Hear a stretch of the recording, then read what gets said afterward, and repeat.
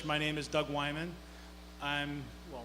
My official capacity, I'm the chief of police for the town of Sandwich, and I've been a police officer for 28 years. But my unofficial role is I'm a member of this church, and I've been asked to moderate this event tonight, and I'll also be speaking tonight as well. But before we do that, I'd like to introduce our pastor, Tom Christian, who's going to come up and say. Echo Doug, this is so great we can just kind of come out here, be a part of this, address some of the serious solutions that's going on. So I'm not going to belabor that, but I do want to thank you, because you wouldn't be in this room tonight if you didn't have an interest and a care. In part two, I want to just thank all the presenters for what's going to go on tonight. There's some phenomenal information, and the two chiefs will be here to really bring it forward, along with Teen Challenge and a number of various presenters. So with that in mind, I'm just going to do a quick prayer, and we will begin. Lord, we come tonight with many different backgrounds, many different hopes, many different expectations of how this was touched, how we've been touched by this. And so we come looking for direction, we come looking for answers for which none of us in and of ourselves have, but with the hope that you will provide. So we come from different religions, we come from different party lines and socioeconomic backgrounds, but that is not why we are here. We are here united and seeking the right direction, true information and concerns of the heart that will help us move forward to be part of the solution to the epidemic of the drug problem that is not only facing our town and state, but our nation as well. So here we are. We're ready to be used by you. I thank you for each person here who took time from their busy lives to be here. And we ask your blessing on each presenter as they address this issue to the best of their ability to speak the truth in love, candidly and with compassion and concern for our fellow man. Amen.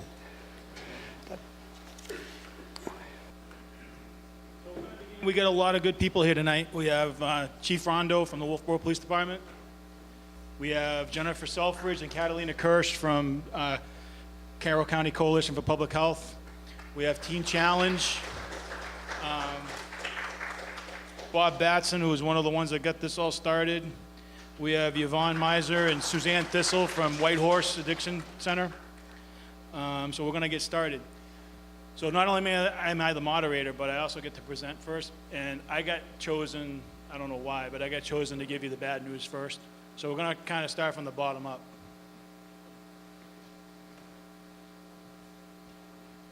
So spotlight on New Hampshire. How do we get here? Well, a couple different things. We had some very poor policy decisions in the late 60s, 70s, and 80s that have to do with the mental health arena and with law enforcement. You might look around the country and see that different states might do the treatment end of this better than we do. And that has to do with how the legislature back then decided to handle this problem. They handled it as calling it a law enforcement problem and told us to, you guys take care of it, and us being the good soldiers said, we got it. Well, we didn't. We needed to be backed up by treatment and recovery services, and which has been very severely lacking and needing for a long time. It's starting to come around. We're getting better at it, but we got a long way to go.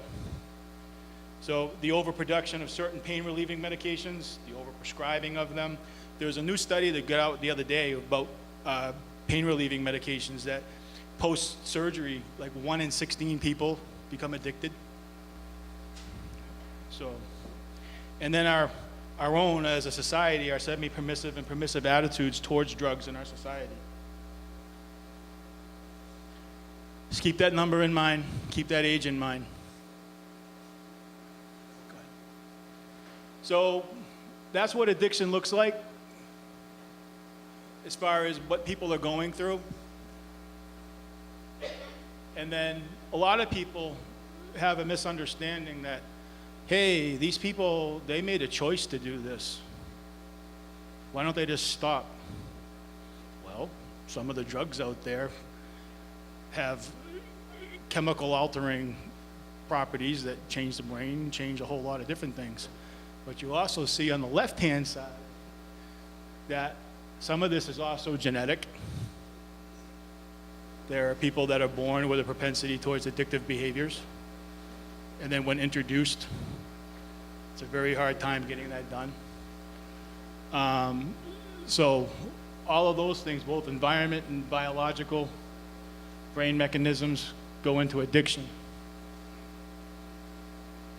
So again, in Sandwich, we've had 3 forums. We've had 2 with Coalition for Public Health, and the first one we had was in 2015. And that was kind of getting everyone together from all kinds of disciplines and kind of figuring out, okay, what do we got, what do we don't got, what do we need, and how are we going to get there? We had a follow-up to that forum this past year at the Sandwich Fairgrounds again, to kind of showcase and find out what we had in the toolbox now. And what we found was we've done a lot of work over the past 2 years. We've got a lot more stuff out there. We're on our way to having a lot more treatment, a lot of intensive outpatient programs in our county, a lot more late acts are coming in, stuff like that. But a couple of the takeaways we had from it was that Carroll County Department of Corrections and a couple of the alternative sentencing programs, when they're doing their intake interviews, they're finding that the kids the people that they're talking to, they actually started this about between 12 and 13 years old. They started using substances between 12 and 13 years old. They also found that it was at the forum too that, and I forget who said it, it was either Jim Vara or somebody was talking about the Southern New Hampshire Conference, that the average age of use in New Hampshire as a whole was 15 years old. Now, I'm not sure where they got that number from, but we're gonna go with it. And then the teens, from the teen forum, they really wanna know about this stuff, and they wanna know, and they're surprisingly uninformed, but they don't watch the news, they don't, a lot of the stuff they get is from Facebook. And we need the education, prevention education in schools to be more than just a footnote in the classroom. They need more than just a couple days. We also found out that childhood trauma exponentially increases one's chance of possibly becoming a substance use disorder person. So that's huge.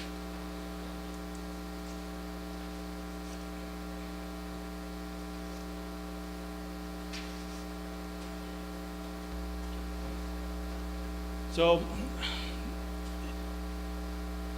does anybody from Governor Wentworth School District here? Yeah. We're going to give you these numbers, but it's not to pick on them in any way, shape, or form. We've got some other numbers there too. They're old. They haven't done a youth risk assessment since 2011. But some of the information that you see, next slide, please. So some of the information that you see up there is that first drink of alcohol, 13 years or younger. The students surveyed at the time was 17.7%, and the state average was 14.9%. First use of marijuana, 13 years of age or younger. Students surveyed was 11.9, the state average at the time was 8. And then the highest grade level of that was actually the 9th grade that reported in at 19.9%. At the time, the state average was 9.1. So that's pretty big. Next slide, please. From that 2011 survey, use of other drugs, cocaine, 1 or more times in their lifetime. School total was at 9.8% then. State average was 7.5. Use of other drugs, prescription meds without a prescription, school total was 23.2%, and the state average at the time was 19.5.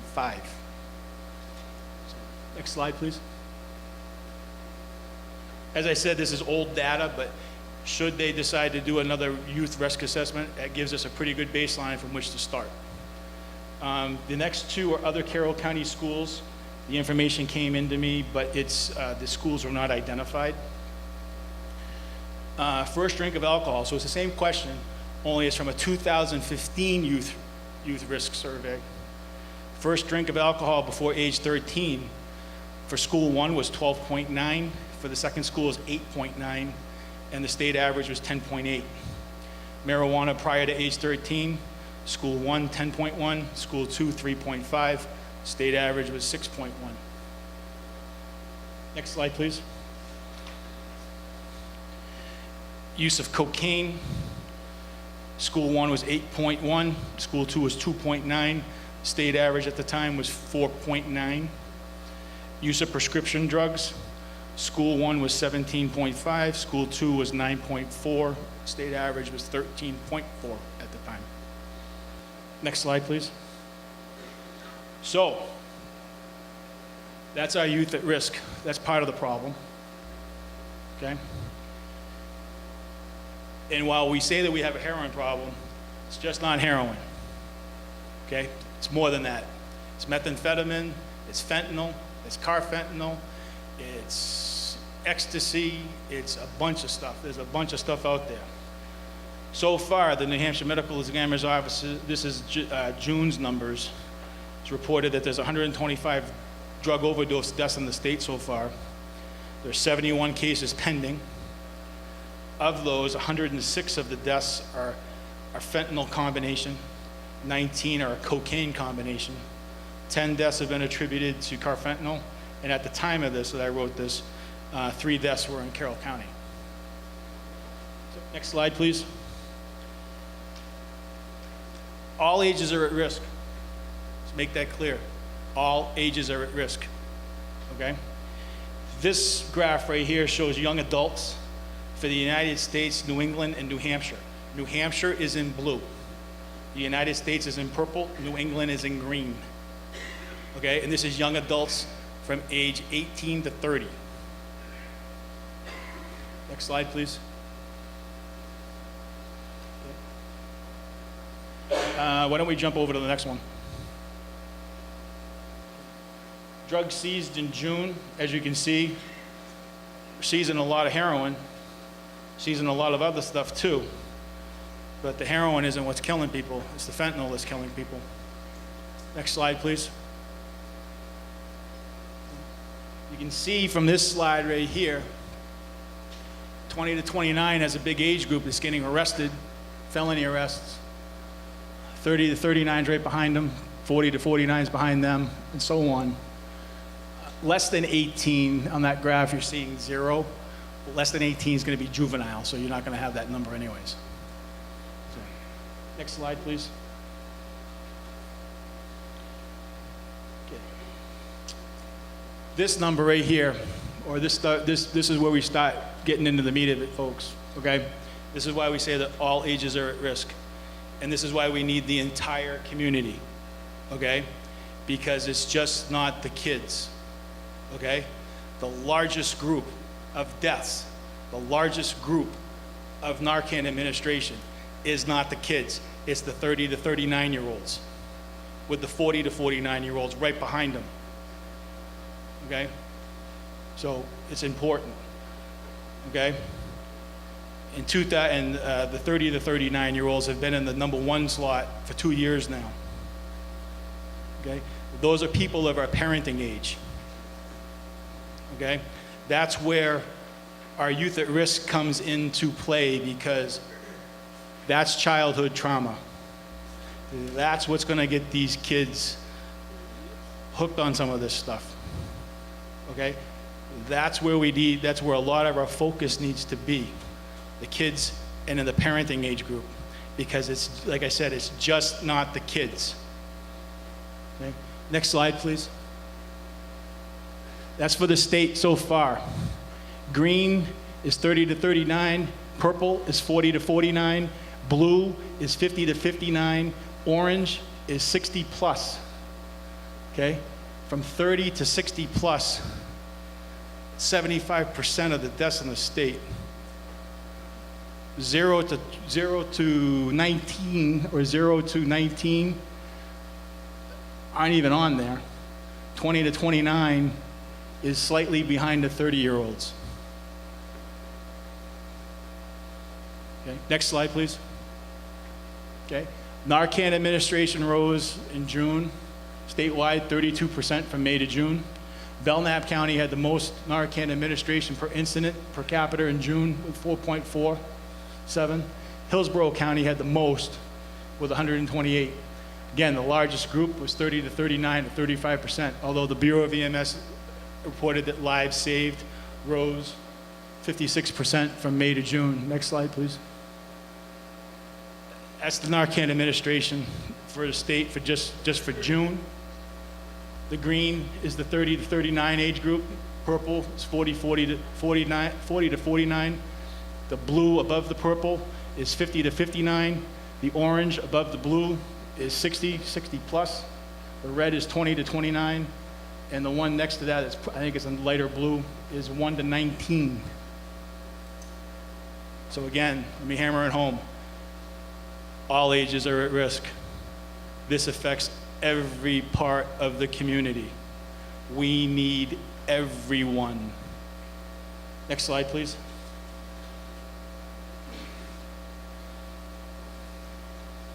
This is where the Narcan was administered from June of last year through 5/31 of this year. Next slide. That's Carroll County. Okay, a lot of blue up there. Okay. Next slide, please. Okay. Drug prevention education is for all ages. As the graphs have shown, and as I've been stressing right now, this is everyone.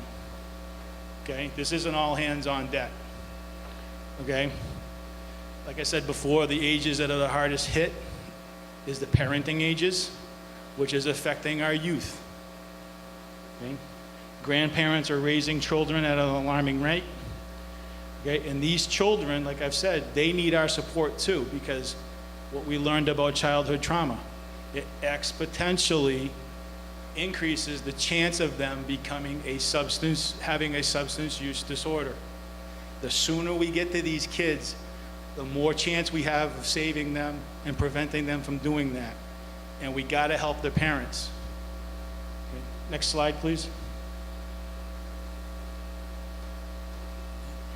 And before that, too, we also need to have our caregivers and stuff, because as I've shown, it's been at least the 5%, okay, is our elderly. Okay, so our caregivers and the people that are taking care of our elderly need to know the signs of addiction. They need to know how to help people. They need to know how to identify that stuff. Okay?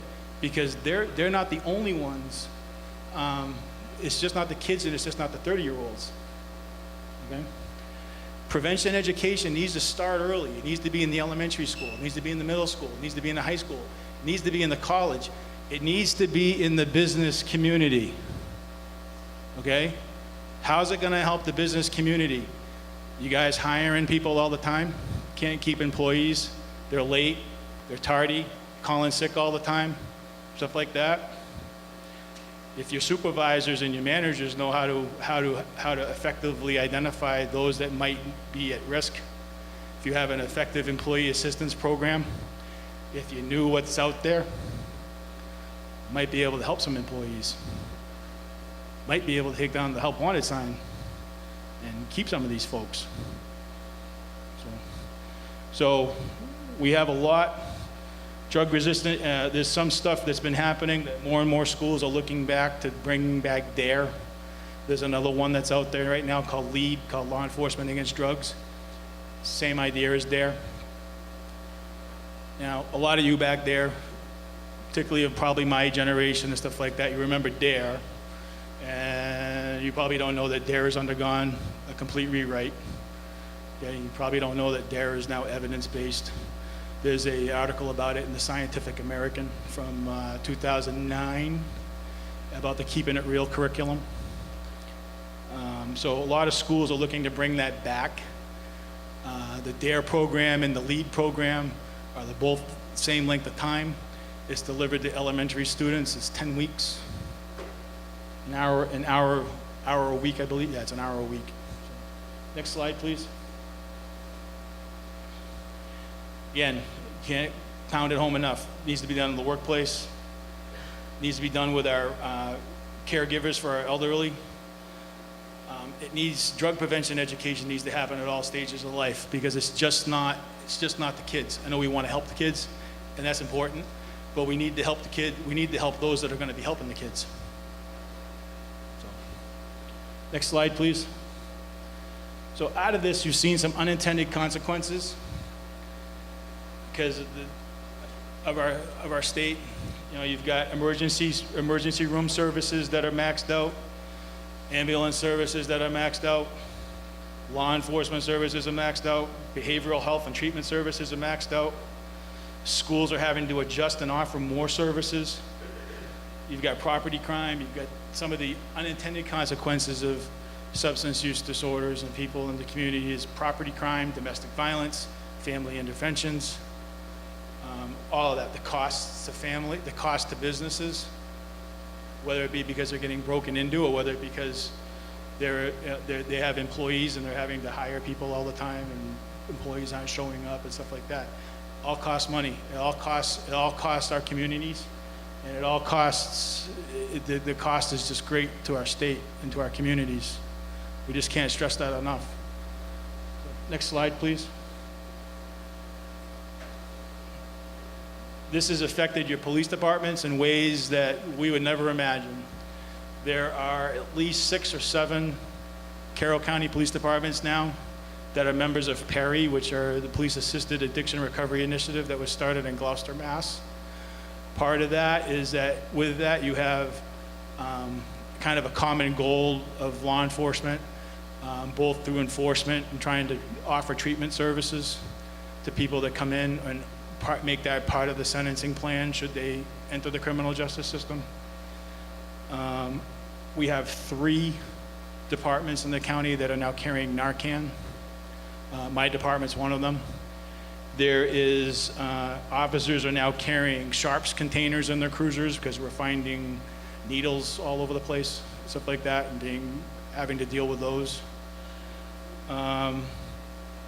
Through the sheriff's office, there's a regional, they've been applying for regional enforcement grants through Granite Hammer and Granite Shield. Alternative sentencing through the county attorney's office and also through district court levels. They're working on bringing drug courts for us too as well. But part of that is we need more services in order to enable that. Drug court is very labor intensive. Next slide, please. Again, like I said, it's going to take the whole community.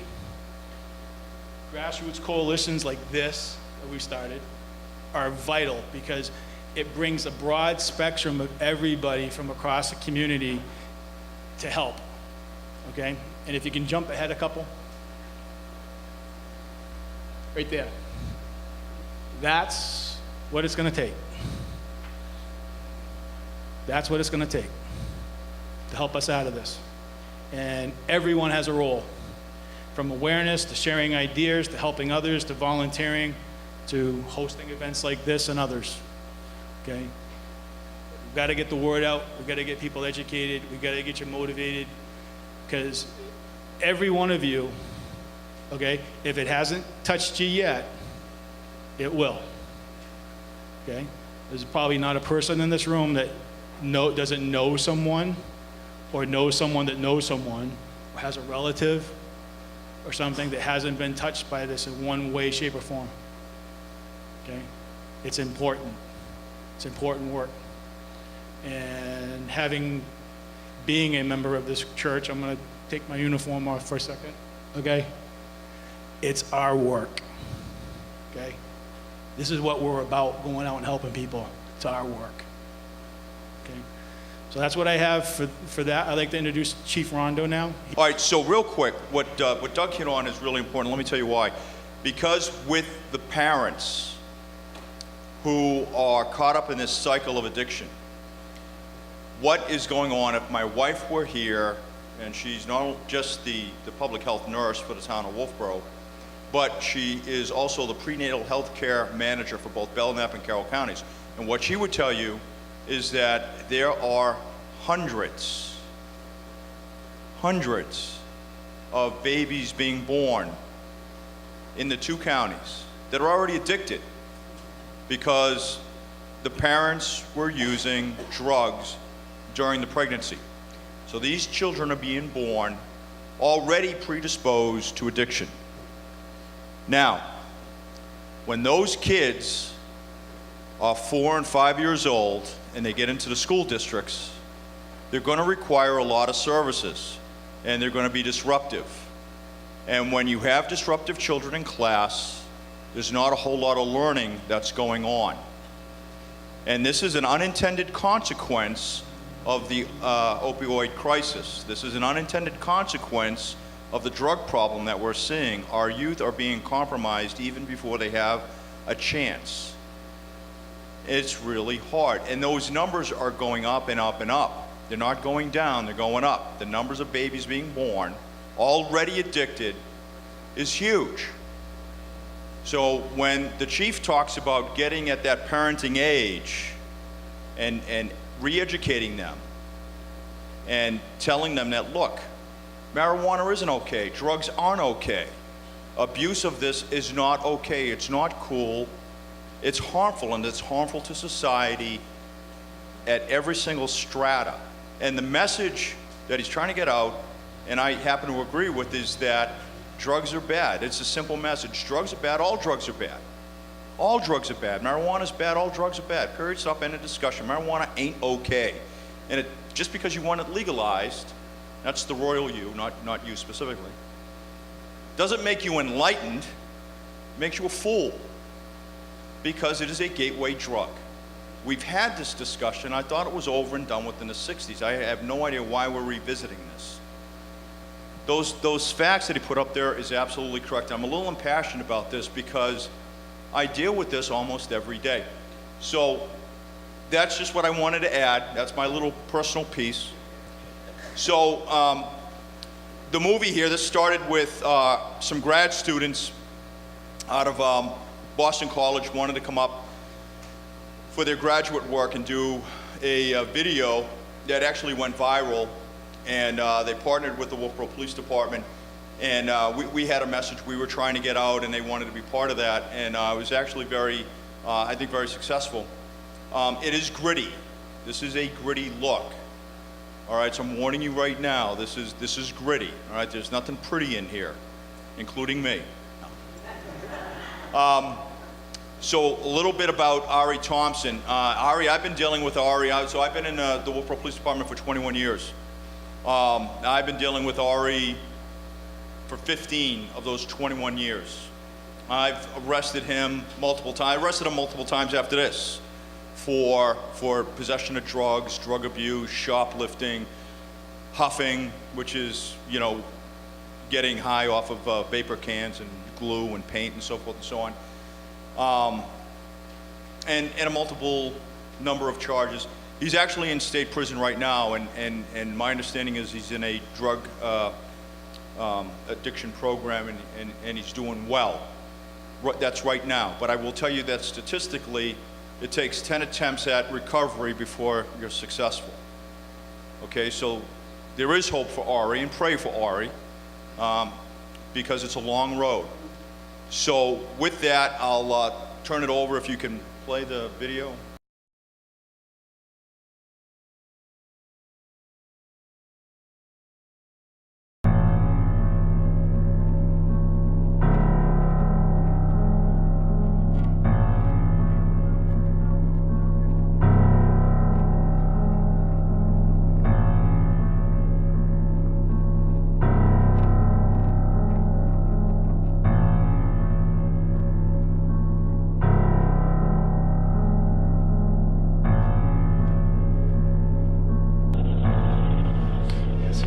Where he said like he wasn't getting my calls and it was only working when he was calling me.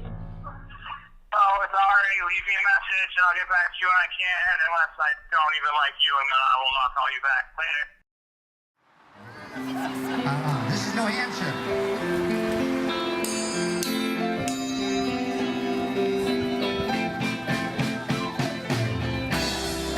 Don't let the sun catch you crying.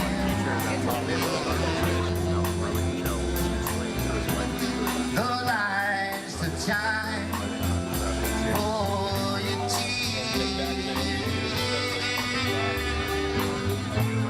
Your heart may be broken tonight. can't remember if I was quite 16 or quite 17 years old, but I believe I was about 17 years old.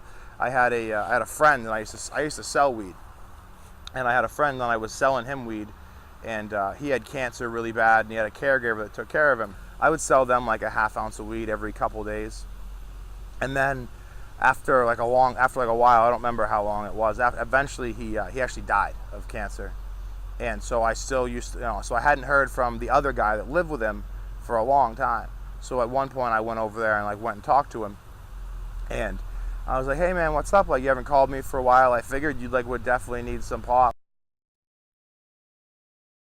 He's like, "Oh, I mean, I have no money." Like, his income came from all the government subsidies they were getting for him having cancer. So between the two of them, they had no income after he died. He said he had all these pills and asked me if I would trade some of them for some weed. And like I just said, well, let me see what they are. And he pulls out this like giant plastic tote, like one of the Rubbermaid totes. It was like this big, like 5 feet long, yay tall, and it was essentially full pill bottles of Percocets, Dilaudids, fentanyl patches, fentanyl lollipops, Marinol pills, any and all narcotic that can be used for pain that they give to cancer patients at that time. So I mean, I told him, yeah, I could trade him some of them for him, and so I ended up trying them. And the first opiate I ever tried was an Opana 60, and I learned later that they're like, those can be like fatal, like if you don't have a tolerance. And like, so I crushed up one of those and snorted it, and I was sick for like a day and a half, and that was ridiculous. Like, all I did was lay on the ground and puke for a day. There was nothing good about it. And so I got into conversations with him about it, and he wanted to get rid of them. And he asked me, because he knew when I was still in high school at the time, or I had just dropped out, so he knew that I would, like, I knew kids and stuff around town, and asked me if I knew anybody that wanted any. So like, I had like an absurd amount of all these pills, and he gave me a super good price on them because we didn't really know what they were worth. There was a retarded amount of money to be had. So it got to the point where I would sell like one perk 30 and then do like 20 of them, because I could pay for the one. I could pay for all 30 of them, and I could do one and pay for 20 of them. And that's how. And then so I was 17 years old and had a rampant opiate addiction.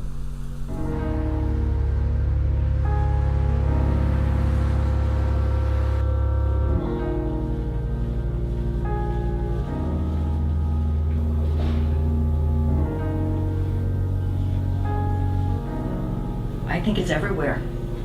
I think you could go into any town, probably in New Hampshire right now, and find just about any kind of drug that you wanted. So I think, we want to think it's a certain group of people that are addicted to drugs, but it's everywhere. It's every socioeconomic group. So. Yeah, I don't see it being unique to here. That socioeconomic, it has no boundaries. No, and it doesn't. And any one of the communities in our school district has this issue. You pick up the local police law, or you look at the recent indictments in the Granite State News. There's people from all over New England that are being picked up in Conway and Wolfeboro and Ossipee. And, so it's not unique to us. Okay. It looks nice, and Wolfeboro is a beautiful place. Yeah. But there's same issues here as anywhere else.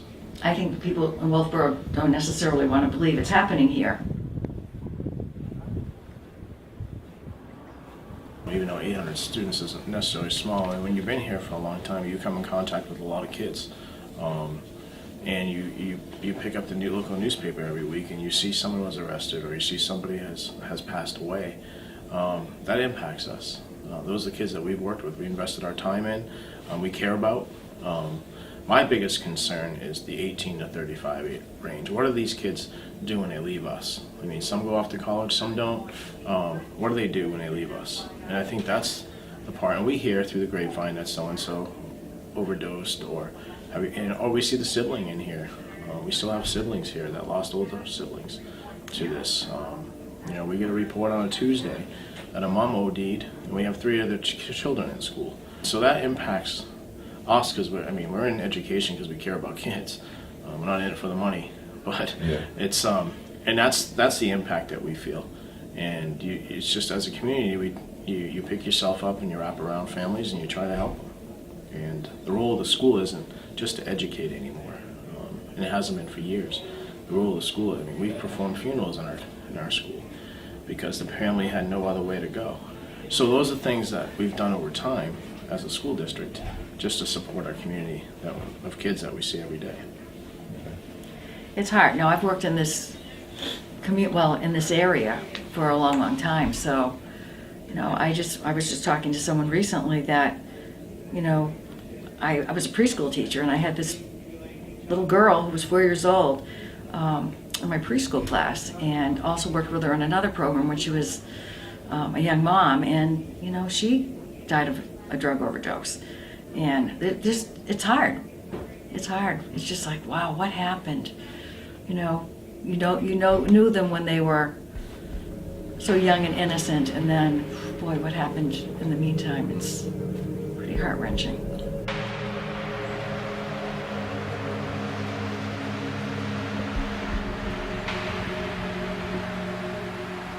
One of the reasons I'm taking you out here is that we were talking about the drug problem, and you know, we find needles in distant, far-off locations, like right here. We find needles on the Bridge Falls path. We find needles off in the woods, along with other drug paraphernalia. You know, we're finding the remnants and the refuse of the drug problem everywhere. And I want to say that the light switch for Wolfeboro, not necessarily in a moment, but I think the light switch went on right around December 2014, when we had about 5 drug overdose deaths within about a 30-day period, and some of them were residents that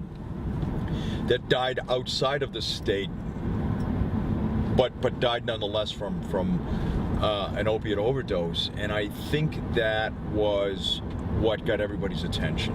That's what happened. And you know, and before that, you know, they heard something and they said, well, you know, what was that? You know, Sandwich had a problem, or what was this? You know, we heard some rumblings about some drug epidemic up in Conway, but that's up there. And then all of a sudden, boom, it hit Wolfeboro, and you had 5 young people perish within about a 30-day period of time, and right over the Christmas holidays. A lot of it happened between Thanksgiving and Christmas, and I think that's what caught everybody by surprise.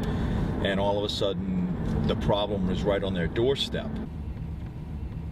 The one thing that I think I've been taught very well to do over the years is do my job. I've been taught very well how to be a police officer, how to run investigations and so forth. And of course, I have a lot of specialty training in especially drug investigations. But the one thing that I was never taught is, how do you tell a mother, father, or a brother or a sister or grandparent that their child, their loved one has died?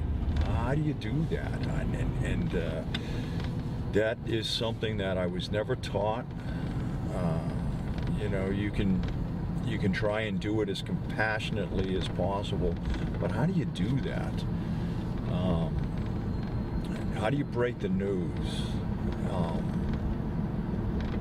You know, there is no strategy here that you can figure out, and if somebody does have a strategy, I'm all ears. I want to hear it. But that's the hardest thing. How do you tell a young child that their mother or their father is just never coming home again? How do you do that? And how do you do that at Christmas time? How do you do that at the holidays? Because that's what the killer is. That's the hardest thing. You know, I'm trying to keep people safe, and man, it's hard. It's really hard.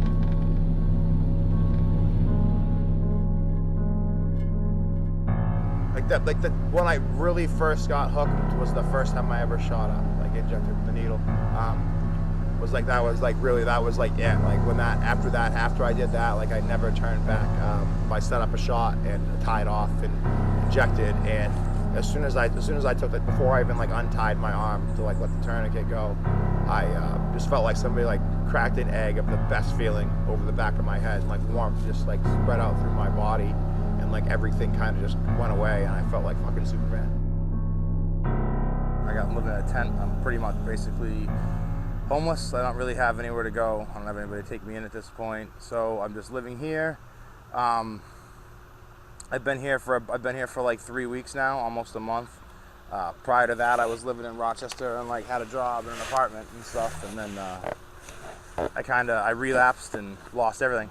Is this the first time you've been homeless or had to live in the woods? No, I've been homeless like this is, I don't know, countless times. I mean, I can't. I've lived in this particular spot itself at least 4 or 5 times now. So, I mean, being homeless in general, I've been homeless for essentially. I've been basically homeless for 6 years at this point.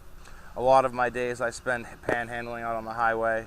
I go from there, I mean, until I can get enough money to catch a buzz, pretty much, and then I usually go out. I don't have a phone, so I usually just go right out to my dealer's house and grab a couple tickets or a bundle and get high for the day, and then I start all over again by like noontime.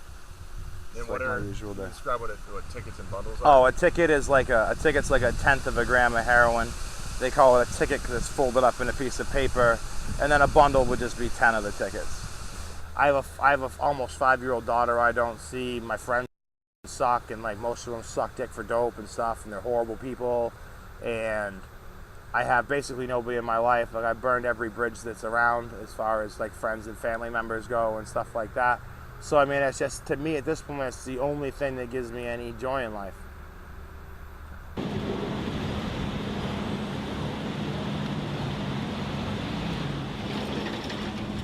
Addiction is really, it's a disease, okay?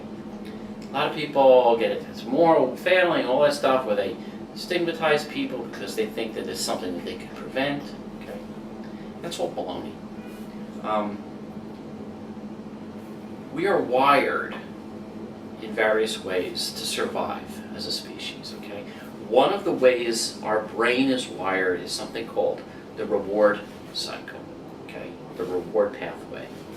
And that reward pathway is designed to do 2 things, okay? Make babies and eat, okay? That's really what it's about. And if this cycle or this pathway in your brain gets affixed to something else, like riding bicycles or smoking tobacco or taking opiates, guess what? You're stuck with that. Now we call that a habit, but that's really just a cycle. You'll notice that I never said anything about volition. Nobody decided that they wanted to do this. This is not a lifestyle decision or a choice. This is not a moral failing, whatever that is. This is about biology. Addiction is it's the whole enchilada. It's not just the drug, okay? When you're using heroin to occupy your receptors, whether it's to prevent getting sick or to get high, okay, you have to do a lot of stuff, right, to get the substance. You gotta sell things, you gotta steal things, you gotta hurt people, you gotta put yourself at risk, you gotta do things that you regret. That's the addiction syndrome. You gotta do a lot of bad stuff because you can't go down to CVS and buy it, all right?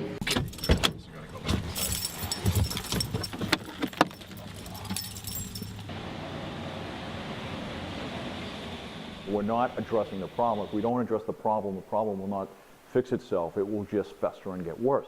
We have this water main, right, and a spigot is turned all the way up and the water is just rushing out. Well, just imagine those are the addicts that society is producing, okay?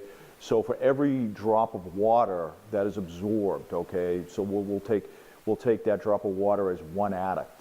But if you're pumping out a gallon of water a minute and you're only drying up 1 drop a minute, you can see the problem, right? What you have to do is you have to crank that spigot down. And how do you do that? You do that with prevention and education and treatment and recovery and law enforcement and prosecution. The war on drugs was kicked right to law enforcement. And I said, here you go. We declared war on drugs. You guys got it. Okay, well, no, we didn't have it. We didn't have the resources. We didn't have the training. All right, and then when 30 years later, when everybody's poking law enforcement in the eye and saying, hey, you guys goofed up the war on drugs, it failed. Well, no. The war on drugs was lost by society, right? Get back to permissive and semi-permissive attitudes about drugs. You know, we didn't do the education piece correctly. We didn't do the treatment recovery piece correctly. And we didn't do the law enforcement prosecution piece correctly. And in our haste to save tax dollars, we cut out vocational training in the prisons and the incarceration centers, and we cut out, you know, treatment, and we cut out educational opportunities, and those were huge mistakes. Those were huge mistakes. So let me tell you what I've been recommending to the policymakers here in New Hampshire is that, you know, we years ago, because of cost cutting, we got away from, in the prisons and in the jails, we got away from drug treatment and drug prevention. We got away from vocational and educational opportunities for prisoners. And I think you got to bring those back. And I think that will help get at the problem. So let me explain. So if we make an arrest, say, on an addict or a drug dealer, and they go away to prison, so let's get that person treated, and let's get that person, if they're going to be in that facility, pardon the pun, but we have a captive audience. Let's get those people treated in that residential facility while they're paying their penance to society for committing bad acts. And once they're treated, let's get them into a vocational or an educational program, so either they're getting a license, they're getting a professional license, or they're finishing their college degree. Now you've given them the tools to be successful in society when they come out. Yes, it's expensive, but if we don't do this, it'll be 3 times expensive 20 years from now.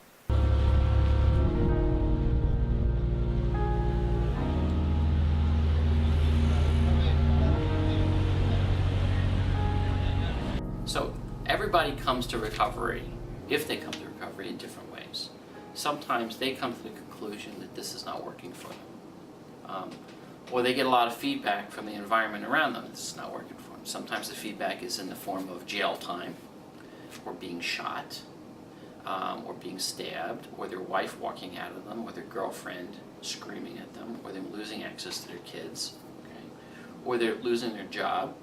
If somebody truly wants to stop the lifestyle they're in, or want to change direction and don't want to take drugs anymore, often they'll seek help. Sometimes they go to an emergency room, they talk to their doctor, talk to a counselor. Sometimes they'll submit themselves to a detox and try to get off of it, because the dosing for heroin is 4 hours.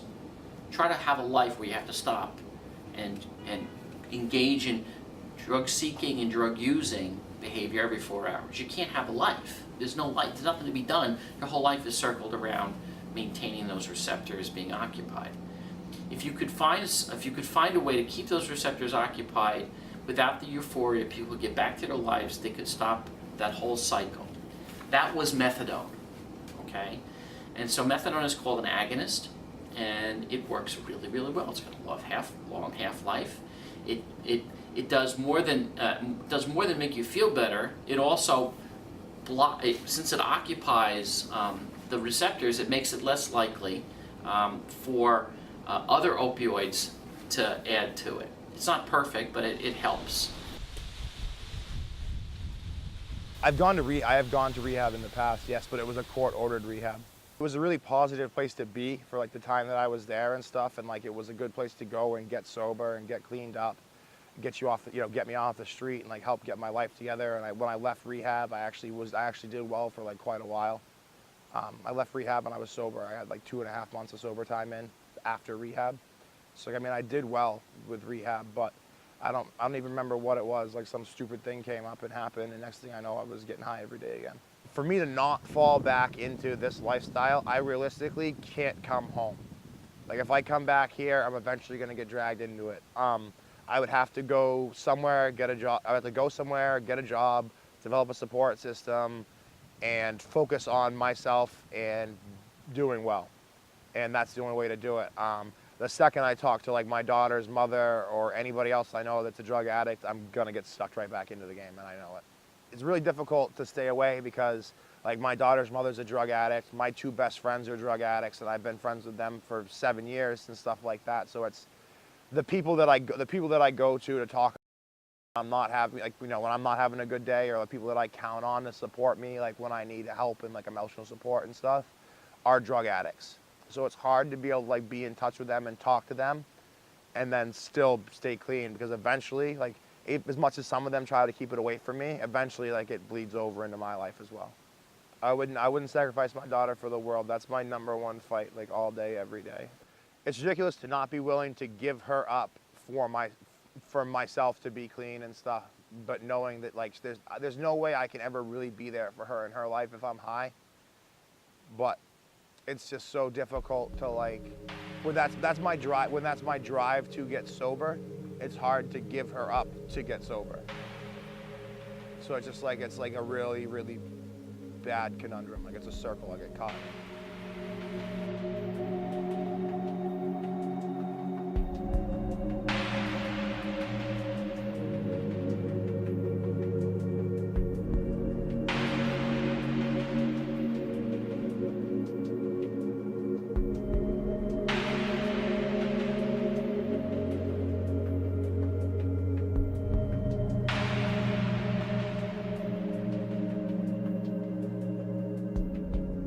I don't know. This town, I don't know. It's like if you have a bullseye on you, it's just there always, you know, and certain people they're after constantly, and I don't know, they just don't clean it up. I think that if this town had a place that they could go for rehab, stay there for 30 days, it may help. And people may come out and never help, but I think they should have the opportunity. I don't know. I don't know how it's going to get better. I have no idea. It's a day-by-day situation. You know, if he goes out here, you wonder if it's going to be the overdose.